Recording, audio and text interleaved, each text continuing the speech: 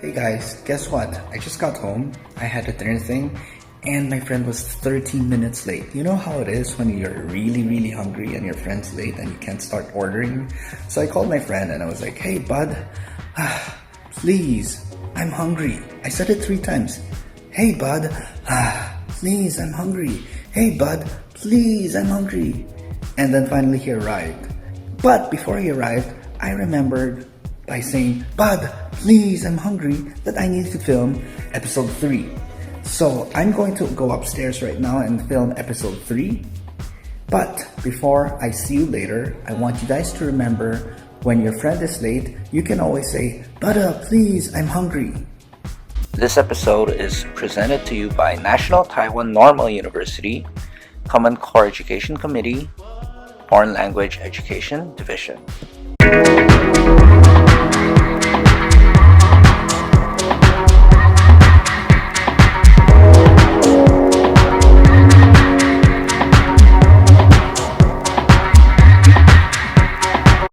Na na na na na na na, hey yeah yeah yeah. Na na na na na na na, hey yeah yeah yeah.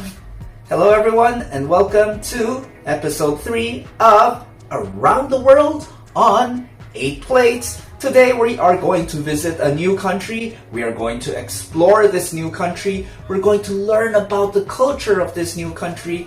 And most important of all, we are going to learn how to cook the cuisine of this country. Aren't you excited about this? After cooking, I am going to interview a special guest. This person has known me for 5 years. We used to work together and he is from this country. Now, which country is it? The clue is right behind me. If you look at these 2 paintings, what kind of art is it? It's African art. Unfortunately, we are not going to Africa. Nope, we are not going to Africa. In fact, we are going to stay in Europe. In episode 2, I featured the country of the United Kingdom. Today, we need to go down south, we need to go east, and we will find this country. So which country in Europe is it?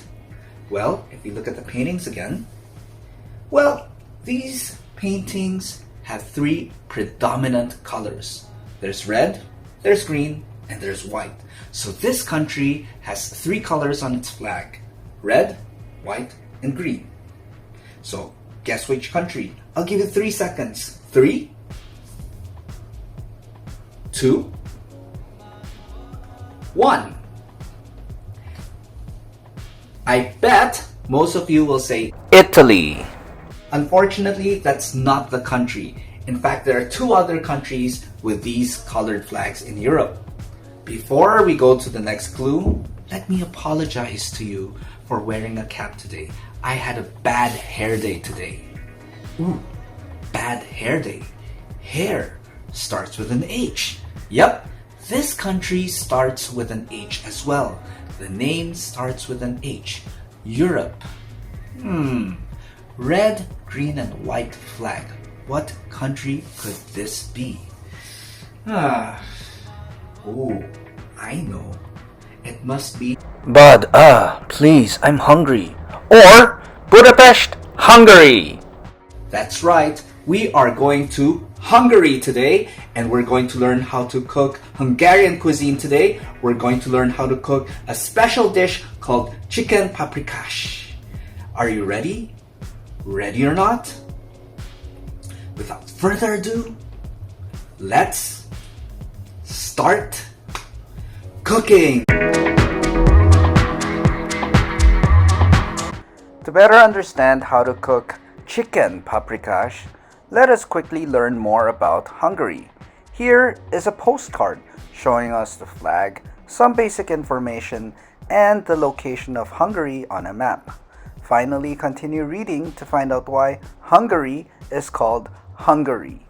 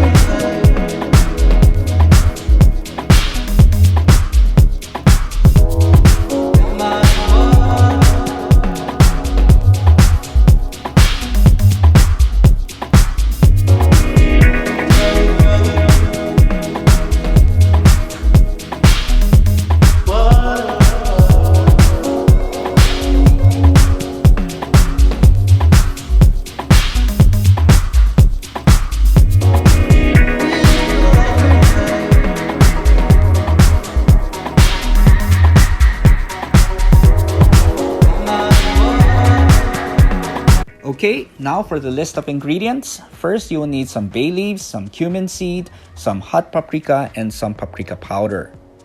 And then let's go to the protein. For the protein, you'll need chicken.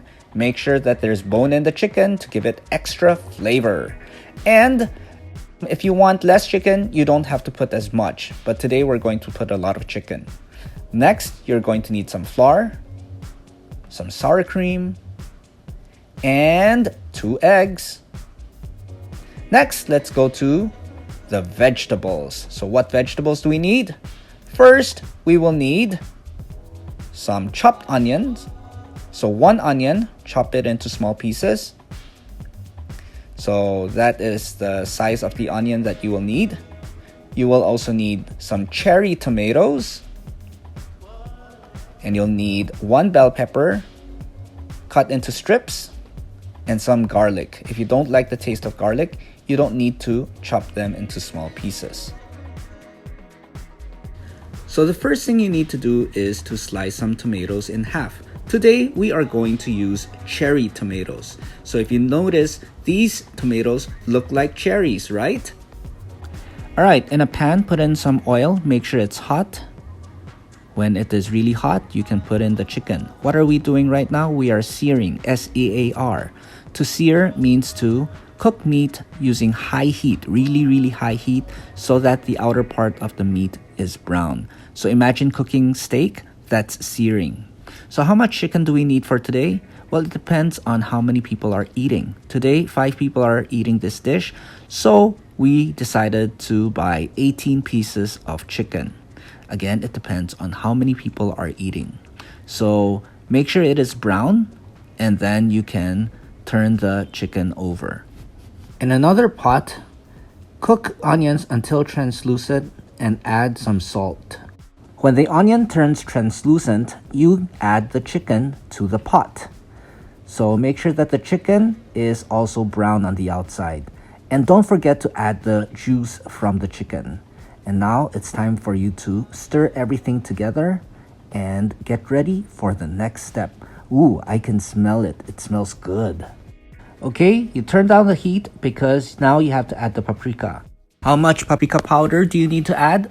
Well, you need to add around 3 to 5 tablespoons or 1/5 of the container. So that's a lot of paprika.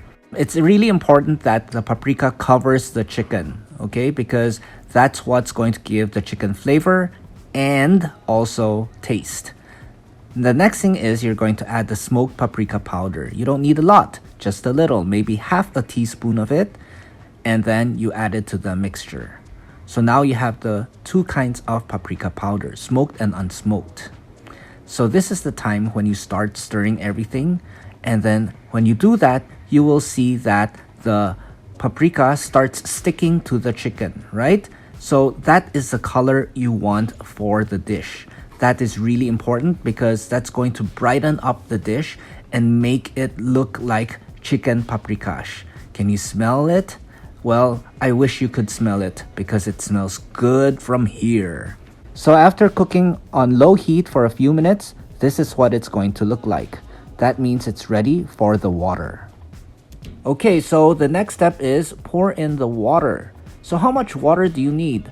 Well, it's hard to measure, but one way of measuring how much water you need is to make sure that it covers the chicken. So I don't think that's enough, so I think we will need a little bit more water. Let's see, yeah, I think that's about right.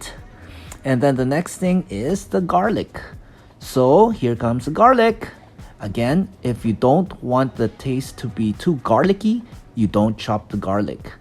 Now in come the tomatoes. Yum, yum, yum. It's like painting, right? Now it's red. The next step is we are going to put in the bell peppers. So please make sure to use green bell peppers. So now turn the heat to medium heat. Now it's on medium heat. Now once you've done that, it is time for you to add some spices. What spices do you need? The first spice that you need is something that we call cumin seeds or cumin. So cumin is available in any supermarket. So here is a cumin. How much cumin do you need? I would say 1 or 2 teaspoons. Remember, cumin has a really strong flavor because you use it to make curry and other kinds of dishes. So just sprinkle some cumin seeds into the pot, like so. I would say we can add a little bit more. Yeah, okay. So if you want to find out if it's okay, then you can taste the broth once it boils, okay? So the next thing we're going to add is bay leaves. So these are the bay leaves. Again, they are available in any supermarket. Just go to the aisle that says spices, and you will find them. Alright, so now it's time to mix everything together, like so. Now look at the colors. What do the colors remind you of? The answer will be revealed later. So next, you cover the pot, and then from medium heat, you turn it down to low heat. After a few minutes, remove the lid or the cover, and you will be amazed by the colors you see.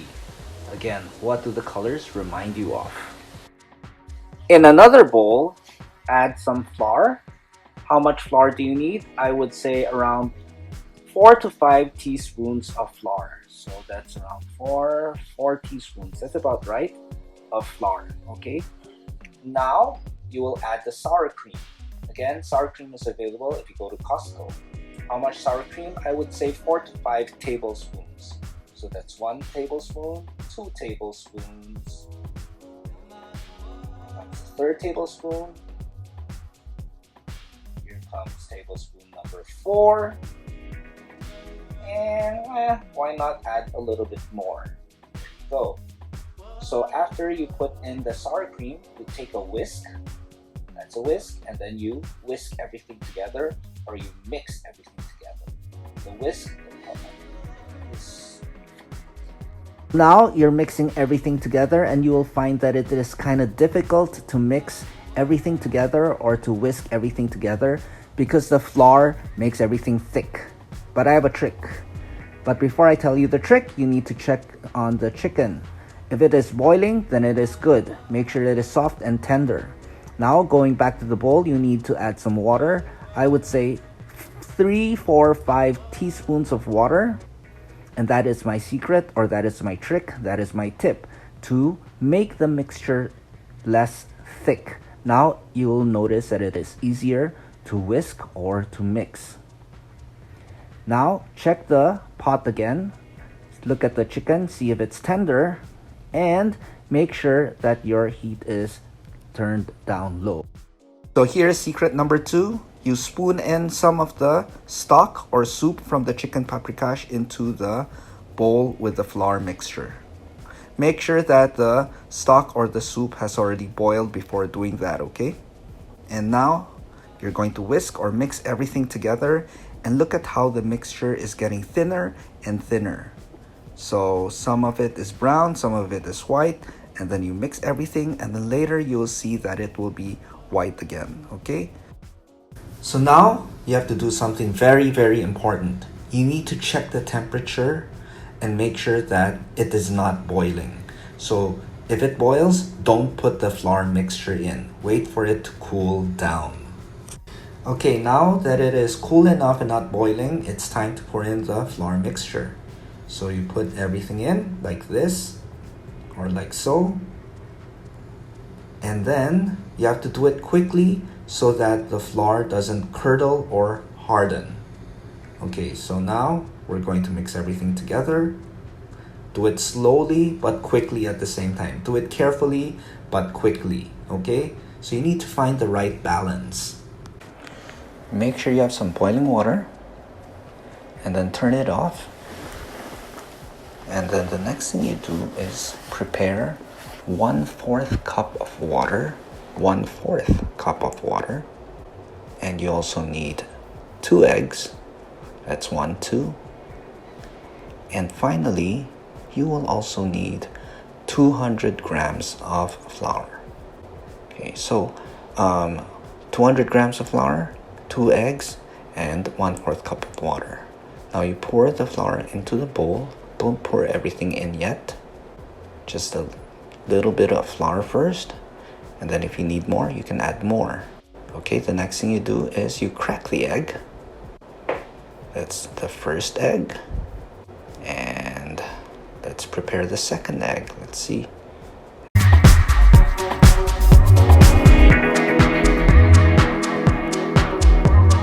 Now you use the spatula to mix everything together slowly. So you will see that the egg is slowly being mixed into the flour mixture, right? The flour mixture right now is kind of dry, and because of that, you will need to add some water. There is no exact science as to how much flour and water you need, but as long as the dough is not too smooth, that will be okay. Now, what you need is a colander or a strainer or anything with holes you can find in your kitchen. And you will need a spatula. Make sure you have boiling water. And now you pour the mixture onto the strainer or colander with holes. Remember, the dough does not have to be too soft. Like so. And then you just use the strainer and press onto the dough so that the dough falls into the boiling water slowly. Make sure you do this until all the dough has dropped into the boiling water. Now, if you don't have a strainer at home, you can always buy ready-made pasta. Okay, so what we have just made is called gnocchi, G-N-O-C-C-H-I. It's a kind of Italian dumpling usually made with potatoes. But today we didn't use any potatoes. Now this is what they look like after you remove the strainer or the colander. You don't have to boil them for a long time. Just mix them for maybe a few seconds and then wait till they're cooked. And then you're done and cover it with a lid. So now it's time to pour out the boiling water. So make sure there's running cold water because you don't want the bowls in the sink to break, and in case you burn yourself, you have cold running water right away. Always be careful. So now that the gnocchi has been prepared, you can serve it in a bowl. So just take out a spoon or any contraption and put some gnocchi in a bowl. Again, if you don't have gnocchi, you can use ready-made pasta. You may also serve gnocchi on a plate, and on top of the gnocchi, you put some chicken. Again, make sure the chicken is soft and tender before serving. And then you drizzle or you slowly put some sauce on top. And that is your chicken paprikash. For those who like rice, you can also put it on top of rice. Before serving it to whoever is lucky enough to eat it, you can put some more sour cream on top and some more paprika. Another way to present it is to put the sauce first, and then on top of the sauce you have the gnocchi, and then you put the chicken on top. After that, you can sprinkle it with some more paprika and garnish it with some more sour cream. And here you go, it's chicken paprikash. Remember I asked you why we used green bell peppers? Well, if you look at the colors, it's green, red, and white. All three colors of the Hungarian flag.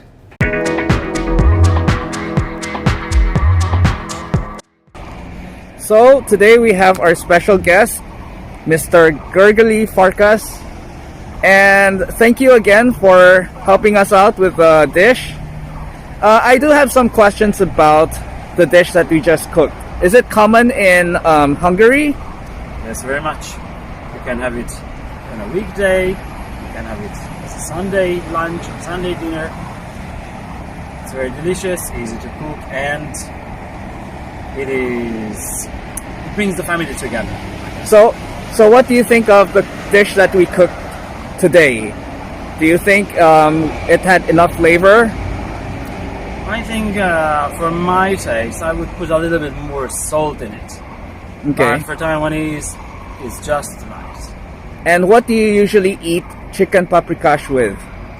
Actually, we would like to have a little bit of green, just like our flag, red, white, and green. So we had already red with the paprika and white with the sour cream. And if we had some lettuce on the side, it would be brilliant. And do you guys drink wine with it? Oh, definitely. But not if we are driving. And what kind of wine? I recommend a dry Hungarian white wine. So white wine with chicken. Will go together very well. Yes. Okay, for my next question, could you tell us something about Hungary that most people don't know about? Maybe 2 or 3 things that most people don't know about. Maybe you know, but I'm very proud of. For example, vitamin C was discovered by a Hungarian. Albert Szent-Györgyi found isolated vitamin C from a piece of paprika. The second thing I would like to mention is the famous Rubik's Cube. I wonder if you knew that was from Hungary too. And if it's about inventions, let's say, have you ever played Teqball? No. Teqball. What's that? You can Google it. It's a ball game. It looks like as if it was a ping pong table, of course, with a certain degree, and they play football on this table. Teqball. The second thing I would like to talk about is Hungarian musical education. I wonder if you knew the very famous Kodály method. You can What's Google that? it too. Yeah. It is a way how to teach children in a simple way using your hands and your vocal cords to teach music. The basics of music, and later on all the theory and practice. It's all included and it's fantastic. And the third thing I would like to talk about is hot springs. Wherever you go in Hungary, or especially in the capital, Budapest, if you go any parts of it, you will find hot springs, hot springs, hot springs, hot springs. Is it very famous? Yes. Is it beautiful? Yes. Is it great? Amazing. Don't forget, if you go to Budapest, go to hot springs. We're talking about hot springs now, and it's funny how we're on Yamingsan right now. Yeah, easy Right? to forget. No, easy to remember. Okay, and what about like more recent discoveries or inventions?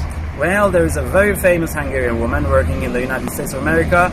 Her name is Katalin Karikó, and she's one of the top researchers who developed mRNA technology, which helped the world developing, for example, the vaccines against the coronavirus.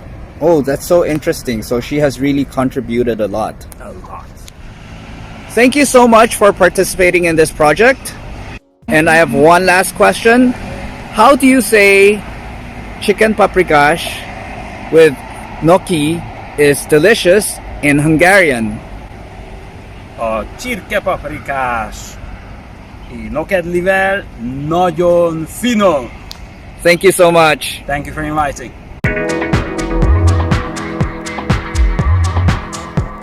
If you're a visual learner, and in case you need it, here is a written recipe for chicken paprikash.